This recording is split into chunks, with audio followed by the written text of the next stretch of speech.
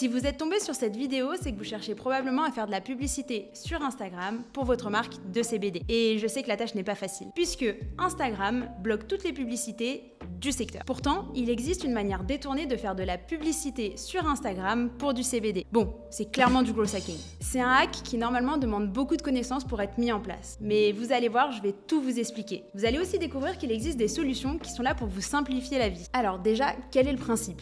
Si on y réfléchit bien, une publicité sur Instagram, c'est quoi ? C'est délivrer un message auprès d'une audience que vous sélectionnez. La problématique, c'est que quand on fait de la publicité sur Instagram, on dépend de l'audience de Facebook. À savoir, fans d'une marque concurrente, fans de yoga, etc. Et comme on passe par Facebook pour utiliser ce ciblage, nos publicités sont bloquées. La solution que je vais vous présenter n'utilise pas le ciblage Instagram. Elle utilise un ciblage fait maison qui vous permet donc de toucher des communautés de comptes Instagram. Par exemple, les abonnés de Naturo CBD ou encore Arpa CBD.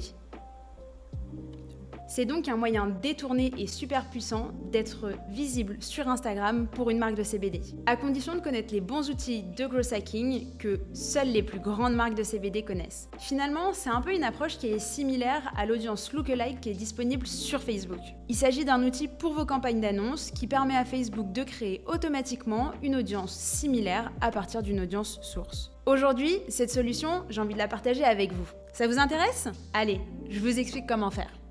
Avant, vous dépendiez de Facebook pour votre ciblage. Aujourd'hui, le fonctionnement est complètement différent. Dans notre cas, on va utiliser des robots pour aller cibler et interagir avec des communautés. Mais pas besoin de passer à proprement parler par de la publicité. Et qui dit pas publicité, dit pas de blocage. Le principe est assez simple. Vous allez, via des actions, interagir auprès de ces communautés qui vont être ciblées. Donc, dans un premier temps, ce que vous allez faire, c'est que vous allez définir ce qu'on appelle des comptes cibles. Ces comptes cibles, ce sont des comptes qui possèdent la même cible que vous. Ça peut être vos concurrents, ça peut être des comptes qui sont dans le même secteur d'activité que vous. Donc, en l'occurrence, par exemple, l'univers du bien-être. Bref, vous voyez l'idée. Il faut vraiment définir votre persona, essayer d'imaginer les différents comptes qui pourraient suivre sur Instagram. Et une fois que vous avez défini ces comptes cibles, vous avez défini votre stratégie et vous pouvez donc passer à l'action. En passant à l'action, ce que je veux dire, c'est que vous pouvez commencer finalement à interagir avec ces personnes. Et donc, commencer à faire des actions du type s'abonner à des comptes, liker des publications, regarder des stories, laisser des commentaires.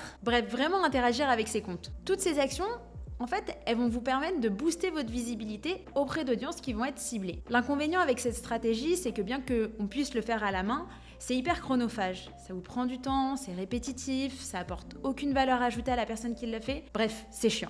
Mais la bonne nouvelle dans tout ça, c'est que vous pouvez automatiser cette prospection. Vous pouvez notamment passer par des services comme My Name is Bond qui gèrent absolument tout pour vous. Ce qui est génial avec des solutions comme My Name is Bond par exemple, c'est que justement, c'est plus à vous de vous occuper de tout ça. Ils vont gérer toute l'automatisation pour vous. La gestion des robots, l'optimisation, vérifier que tout fonctionne bien. Bref, vous n'aurez plus rien à faire. Et du coup, la bonne nouvelle dans tout ça, c'est que vous allez pouvoir vous focaliser sur ce sur quoi vous êtes bon. C'est-à-dire apporter de la valeur ajoutée à votre audience. Et tout ça, ça passe bien évidemment par la création de contenu. Et qui dit plus de création de contenu, dit plus de valeur ajoutée et donc plus de valeur perçue pour votre audience. Voilà, j'espère que vous y voyez beaucoup plus clair dans la manière dont vous pouvez détourner la publicité sur Instagram. Si vous avez la moindre question, je vous laisse me la poser en commentaire. Et si la vidéo vous a plu, je vous invite à laisser un j'aime pour me soutenir. Je vous dis à très vite!